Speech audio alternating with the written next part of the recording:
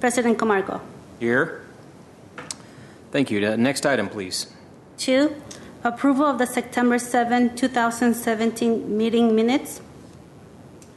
Very good. Okay, so meeting minutes were circulated in advance. Any changes, comments on the corrections to the meeting minutes? None. So they're accepted as is. Next item, please. 3, GWP Commission staff comments. I have nothing. Mr. Zern? I have none from the other commissioners. I'm not sure about the exact procedure, but I was wondering when would be the appropriate time to make a motion to put an item on the agenda. Is this the right time for it? I think perhaps during the when we're looking at the agenda forecast, we can. But Christine, what would you suggest? President Camargo, members of the Commission, that's correct. So during the agenda forecast, we'll cover that. I'll hold off on that. Okay. Yeah, just make a note and we'll come back to it when we get there. So, any other opening comments? Okay. Next item, please. 4, GWP Commission Elections for President and Secretary. All right. Very good. So this will open the elections for Secretary and President to nominations. Just as a little bit of a forecast here, what I'd like to do is we'll vote for President first, and then we'll do Secretary second. But we can nominate them sort of all in one batch. So we'll come up with the slate of nominations, and then we'll vote on President first, and then we'll vote on Secretary second. So with that, if I may, I'd like to nominate Commissioner Lall for President for this coming term. Other nominations for President? I'll second your motion.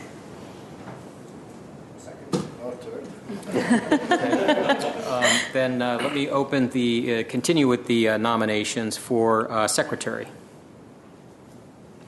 I'd like to nominate Commissioner Avanessian for Secretary. I'll second. Any other nominations for Secretary? Okay, very good. So we'll close nominations. Then we'll go to elections. So first we will elect the President. So all in favor of electing Commissioner Lall as President, say aye. Aye. Aye. Aye. Aye. So it is unanimous. And so President Lall, congratulations. Thank you. And we may as well get along with business and allow you to take over. So why don't we finish off the elections and then we'll switch seats if we can. Sounds good. So for the next item, it's the election of Secretary. So we have a nomination for Commissioner Avanessian to serve as Secretary for this coming term. All in favor, say aye. Aye. Aye. Aye. It is unanimous, and so those will be our two officers moving forward.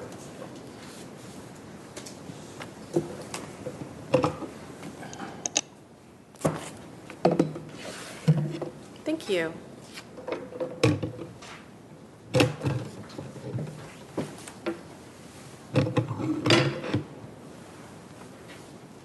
Congratulations. Thank you.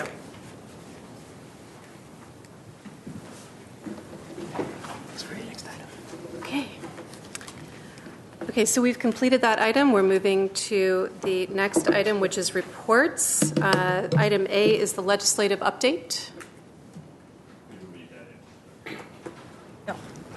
5 reports. 5A, legislative update. Good afternoon, President and members of the Commission. My name is Silva Ogurlian, and I'm the Senior Administrative Analyst for Glendale Water and Power. I'm here today to give you a brief legislative update. At the last legislative update that we had in September, I discussed SB 100 by Senator Kevin DeLeon regarding the California Renewables Portfolio Standard Program. SB 100 dominated the end of the session for energy issues, and even so, the necessary legislative attention was missing to close on the 100% renewables goal.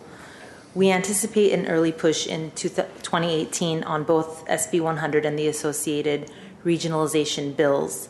However, the future of SB 100 is uncertain at this time because the author is running for U.S. Senate and will be stepping down from his leadership position, probably within the first few weeks of the new session.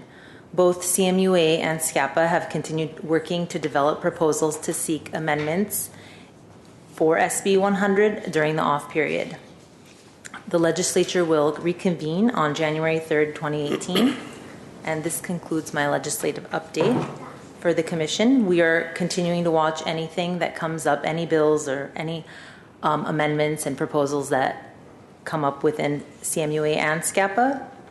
And if you have any other questions, I'm here to answer them. Thank you. Thank you. Let me add one on the federal level. As part of the proposed tax reform bill, there's a concern about the status of exempt bonds, especially municipal exempt bonds. At this point in time, they aren't included. It's something we've been watching for over a year. There is an array of other bonds that are included as being prohibited going forward under at least the proposed plan, and there are also some energy tax credits and energy incentives that are included to be sunsetted in if that legislation were to go through. As you know, that's one side of the House that is putting that proposal forward, and it's yet to be fully vetted. But just that's one that we are especially concerned with, because that tax exempt bond financing is what we use in the municipal business across the board, utility and otherwise, to fund our infrastructure. Whether we're rebuilding or building new, that's a critical point. So we're very interested to see where that's going to go going forward. And as Sylvia had indicated, the session is out, as you know. It ended in August. But these two particular bills that she talked about have continued to be discussed among staff members of legislators and amongst the representative bodies of the utilities within the state and the region. So that's why we let you know what's happening. We continue to talk about them, and we'll see where they go from here. Commissioners, any comments or questions? Commissioners, any comments or questions on the legislative update? Okay, shall we move on to the water conservation update? 5B, water conservation update.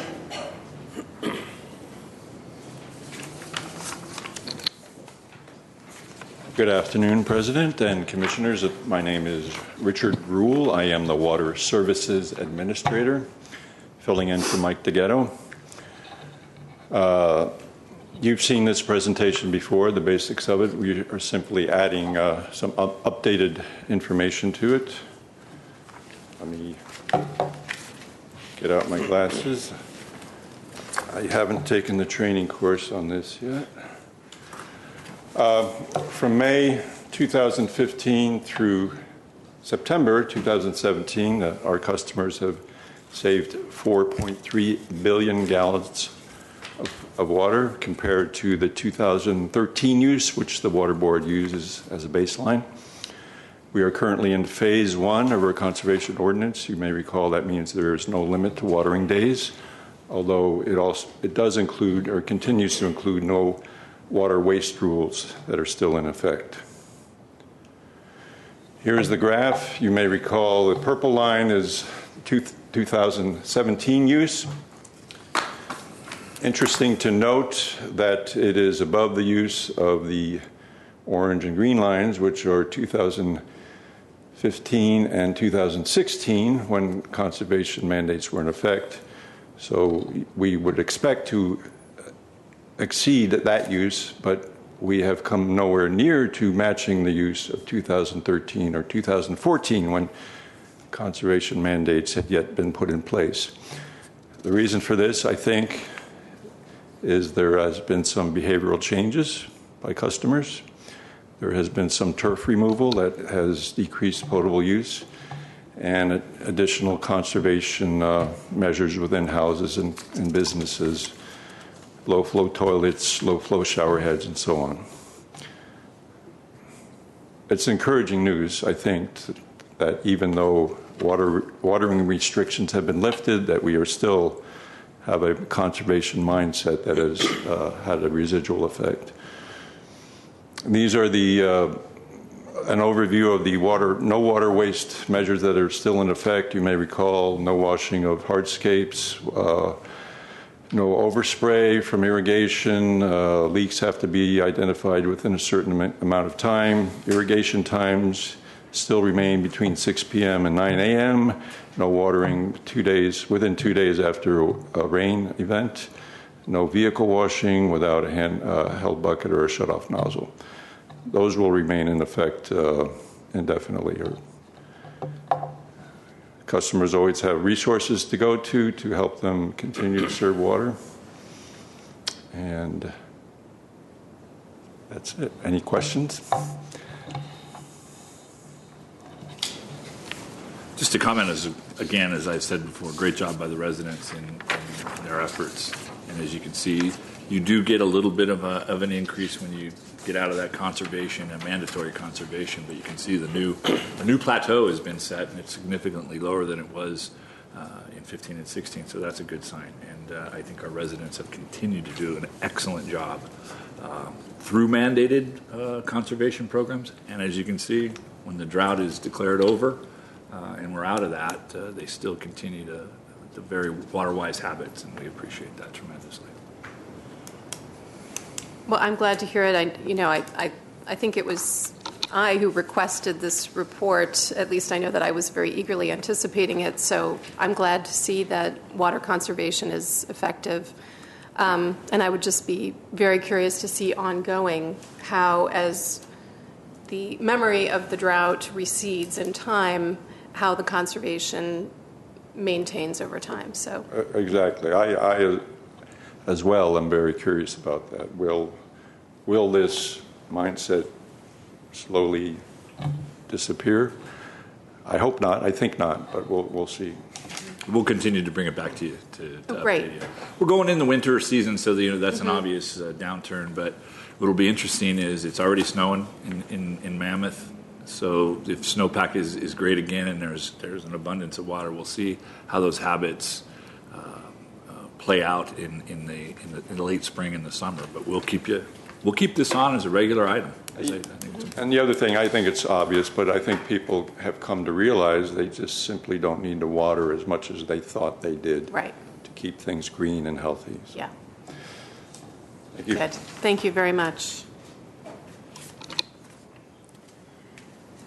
Okay. Item 6, oral communications. I have 3 speakers cards here. We start? Yeah. Okay. All right. Bert Culver. Hello. Hi.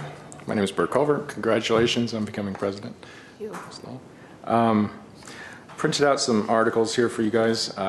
One is Glendale will join other cities in the climate change initiative. So the city council signed on to support the United Nations Paris Agreement to prevent climate change, which means keeping the global temperature rise under 2 degrees Celsius. Then this article just came out today. A friend of mine he writes for Vox, David Roberts. There's a huge gap between the Paris climate change goals and the reality. So basically, there's this one chart here that's really bad. I don't know if you can see it from there, but business as usual, we're going up with the amount of greenhouse gases we're producing. And to stay at 2 degrees, we need to be going down. We need to actually be producing less carbon dioxide, greenhouse gases. Which brings me to the Grayson plant. So I've been digging through the EIR and the IRP, and so right now the plant produces about 480,000 metric tons of greenhouse gas per year. Most of that's from the biogas from the landfill. They're going to take that biogas, so you have 480,000. They're going to take 415,000 metric tons, put it over at Shoal Canyon for the biogas. Then, because they have a permit, they're going to rebuild Grayson bigger and do that much pollution again, that much greenhouse gas again. So we're going from 400,000 per year to 850, I think, metric tons of greenhouse gas, which, there's plans to offset this, but, offset's not actually a reduction. Offset is just maintaining status quo. You're taking pollution from elsewhere and getting credits here. What we need to do to honor the Paris Climate Change Agreement and to I don't know what the mayor said, Glendale is working on 100% reliance on renewable energy by 2045. Well, so if we want to do Paris climate change and we want to get to 100% renewables, we need to not build a brand new fossil fuel plant. We need to not increase our greenhouse gas pollution by double. So I'm here today to ask you guys to please pass a resolution. I'm not sure how exactly it would work, to recommend to the City Council to study the alternatives.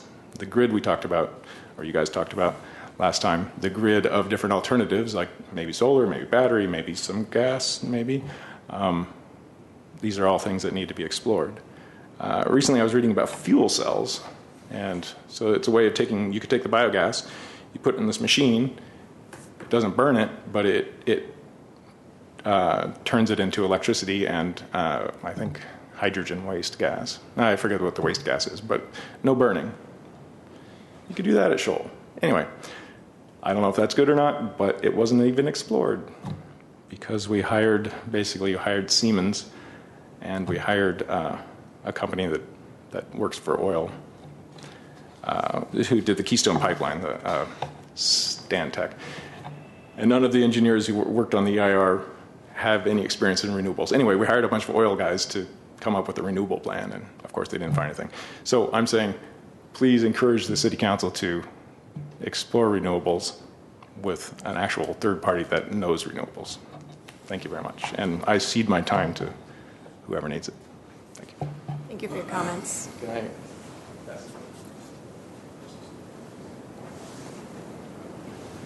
Next speaker will be Karen Kwok.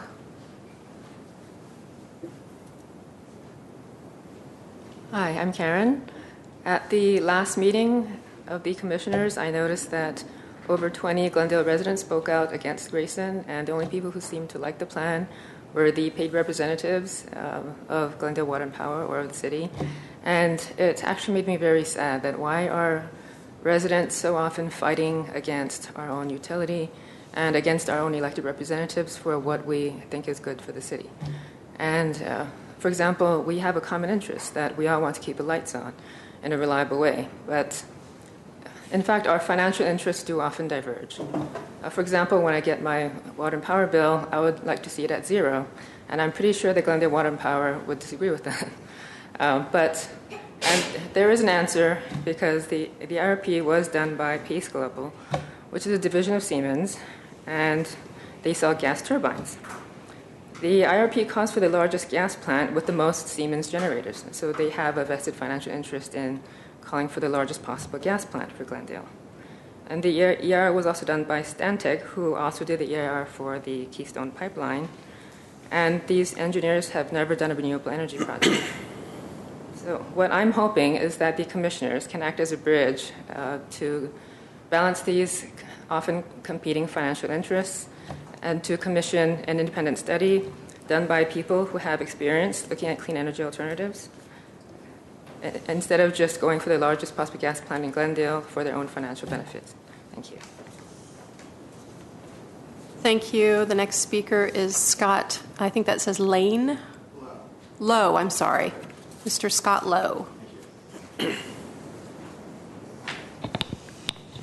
Is this where I thank everybody for those?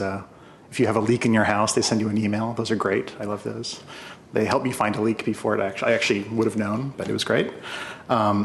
Anyways, aside from the leak alerts, I wanted to bring a few things to the attention of the Commission. First, that GWP has now removed all cost estimates from their Grayson Repower website. The previous FAQ on the site, which can still be found at archive.org in a cached version, included a cost estimate of $500 million for the Grayson project. Now on the site, there is literally no dollar cost amount mentioned anywhere on the site. This attempt to cover up the cost of one of the most expensive projects in Glendale history is pretty outrageous. If ratepayers and voters don't know how much this proposal costs, how can we know if it's cost effective? How can a comparison be made to alternatives such as battery storage, increasing solar incentives, refurbishing existing units, buying additional transmission capacity, or purchasing additional spinning reserve from other agencies? Secondly, you probably know that 2 of the council members may not be able to vote on this proposal because they own GE stock, Mr. Najarian and Ms. Devine. This is also outrageous. Voter turnout in Glendale is only about 20% already. So that a project like this that will have decades of negative environmental effects might move forward with 40% of the council abstaining is horrifying. As commissioners representing us, ratepayers, this means that you have even more responsibility to represent the thousands of Glendalians who will be affected by this plant expansion and ask the council to make the only reasonable choice. Commission a serious study of an environmentally friendlier, forward-thinking alternatives to this plant expansion that won't harm the health of Glendale residents for decades to come and will better position us for the future. The 2015 IRP, from which this Grayson proposal derived, only looked at the possibility of a 50% renewable mandate, so it can no longer be relied upon as an accurate guide as to how quickly California is actually transitioning away from fossil fuels, as you heard with the legislative update about SB 100.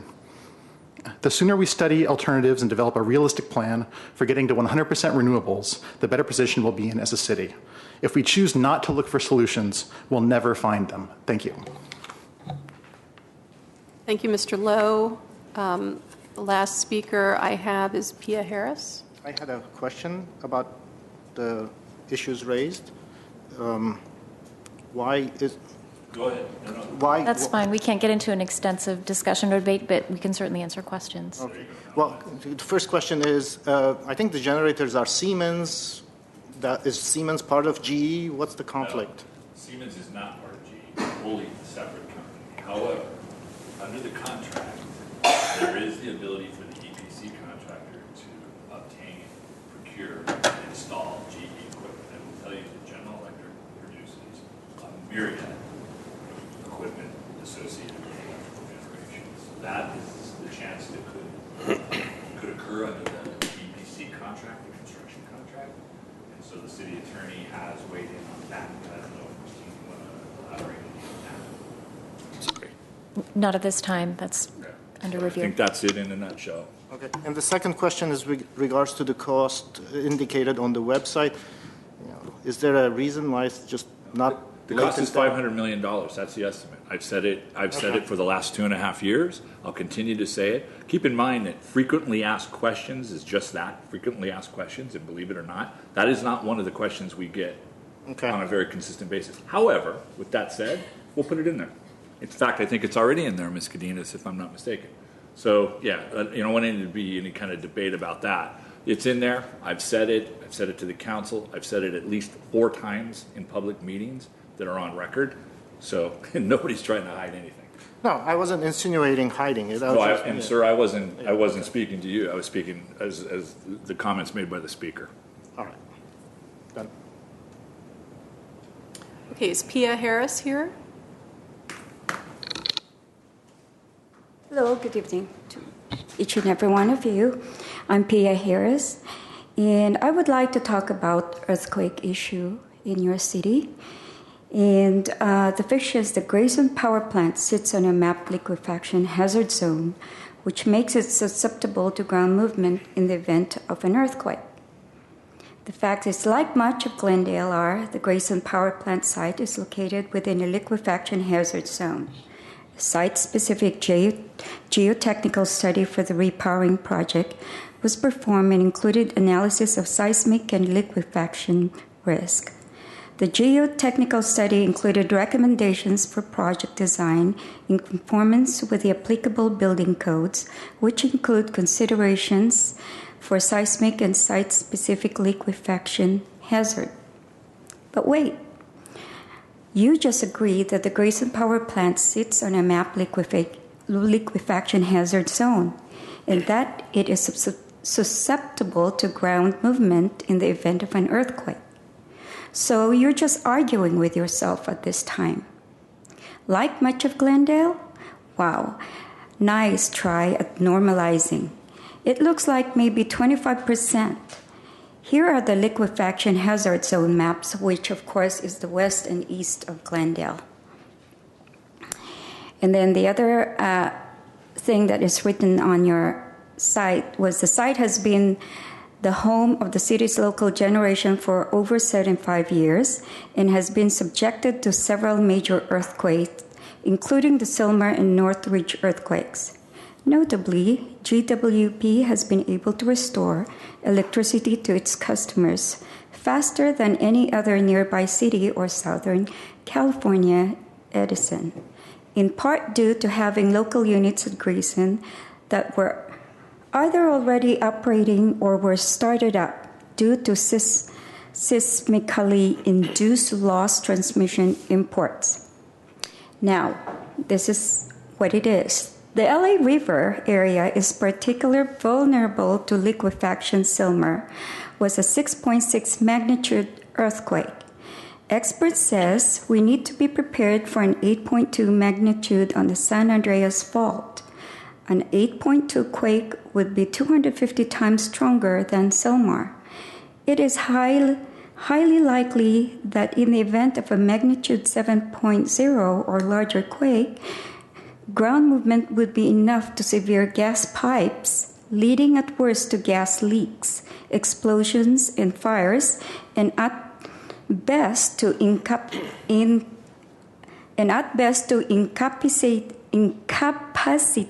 the major source of power Glendale hopes to rely on in just such a situation. This type of risk is best mitigated with a distributed solution based on a combination of solar, battery storage, and microgrid infrastructure, and not one built around a single point of failure. Thank you. Thank you. Do we have any other cards? That's it? No, I do not. All right. Next. President Lall and members of the Commission, if I may, before we move on to the next item, I just want to make sure that the speakers know that they should also plan on submitting their comments in the process of the draft EIR, that comments received today are welcome and this Commission is receiving them, but in order to have them be part of the record of the draft EIR, please do submit them to Eric Kraus, and you can find the information on how to submit them on graysonrepowering.com. That's an excellent point, and also for Commission's information, we extended the period till November 20th. Was there any particular reason that the comment period was extended? Were there We had some requests, and I think they were reasonable requests. Mm-hmm. So we wanted to try to do it up into the holiday season and try to get folks a little bit more time. They were very, the folks that reached out to us were very reasonable, and I didn't see any reason why I wouldn't recommend that. So that was my recommendation to the council. So the current deadline is November 20th? November 20th, which is a Monday. Mm-hmm. So we get through the weekend, and it'll be end of business on the 20th that we will take comments, either written, email comments we've been taking, or verbal. Mm-hmm. And so that means the total comment period was somewhere in the range of 60 days? Yes, it actually more than 60, yes. Yeah. Mm-hmm. 45 originally, and we probably put another plus 17. 17. Yeah, so it was over 60 days. Right. Okay. Right. That's very good to know. Thank you. So are we ready for the next agenda item? 7, agenda forecast. Madam President and members of the Commission, we have, as we enter the holiday season, we didn't get too extended here because we figured one of the things we might do is get through the end of the year and then regroup and see for next calendar year if there were some different ideas. We've already got some things. They aren't on the list. We talked about coming back to talk about, and we'll have those. But in this shortened list, we wanted to kind of this is a finish out the year. I know that Mr. Kadikian and I believe President Lall as well was interested in making a suggestion on something that we can put on the agenda, and if at all possible, we'll try to get that on the December meeting before the end of the year. I don't know what they are, so I'm saying that without knowledge of what kind of effort we may have to put in to get you the right information. Commissioner Kadikian, did you have something you wanted to bring up in regards to the agenda? Yeah, I did. And actually what I wanted to do is make a motion that we put an item on the calendar, and I'm looking here, it sounds like it's going to be next year. It's something after the final ERR, but before the City Council hearing with regards to the Grayson upgrade. And what I'd like to do is make a motion where we discuss it and submit our recommendation to City Council with regards to our opinion. Particularly, it sounds like if 2 council members are not going to be able to vote on it, and that's more. Your microphone is on. particularly if it sounds like 2 council members are not going to be able to vote on it. I think our opinion, I think it's part of our job to provide an opinion when I looked at our charter here at least. So I'd like to make a motion to put a discussion and ultimately a recommendation to be submitted to City Council with regards to the Grayson upgrade sometime after the final EIR, but before City Council hearing. And Madam President, just to comment, your opinion is always welcomed. Thank you. Regardless of whether there's 2, 5, or 4 council members, we want your opinion.